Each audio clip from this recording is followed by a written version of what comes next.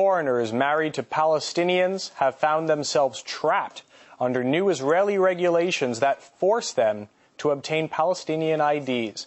It makes it tougher to leave the region, and many blame Barack Obama for not affecting change in the Middle East.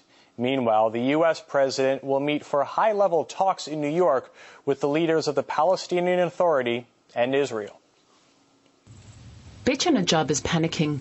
She's got a deal on an airline ticket and was planning to fly back to America next month. But that was before she realized new Israeli regulations mean the stamp in her passport does not allow her to leave the West Bank and cross into Israel to get to the airport. Betcha is an American citizen married to a Palestinian. She now regrets voting for Barack Obama as she thinks he's shortchanged the Palestinians. I wish Obama had done something immediately when his popularity was so very high. He could probably at that time have done something and gotten away with it. At least 120,000 foreigners with ties to Palestinians are in the same situation. For 12 years, Anita, who's from Switzerland, was able to live with her Palestinian husband Hassan in Ramallah by renewing her Israeli tourist visa every 3 months. But the new regulations mean she too has been denied entry into Israel.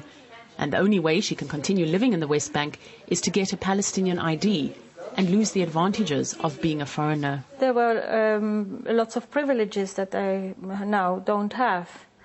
Like being able to go wherever I want. I was driving an Israeli number plate car. It was easier. It was a lot easier. Plus, being treated not as a Palestinian is different. I was like a professional refugee for more than 40 years, and it would be nice to go back to a place where you feel not quite home, but at least as near home as possible. Yeah.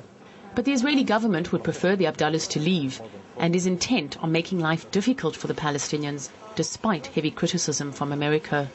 When Obama was elected back in January, most Palestinians were full of hopes and expectations. But since then, his popularity has declined, with most people here believing he has very little to offer that will be different to previous American governments. Palestinians see Obama as losing his grip on their demand for Israel to freeze settlement expansion. We will see that Obama is giving in to the Israeli tough position, and he is not sticking to his position that Israel must totally freeze all settlement activities.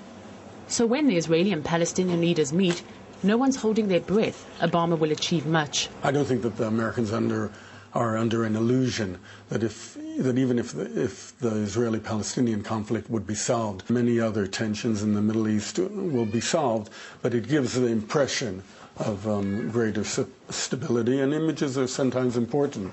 This is the first time Mahmoud Abbas and Benjamin Netanyahu will have met since the Israeli elections in February. Both leaders have warned not to expect too much, and people on the ground don't. Paul Islia,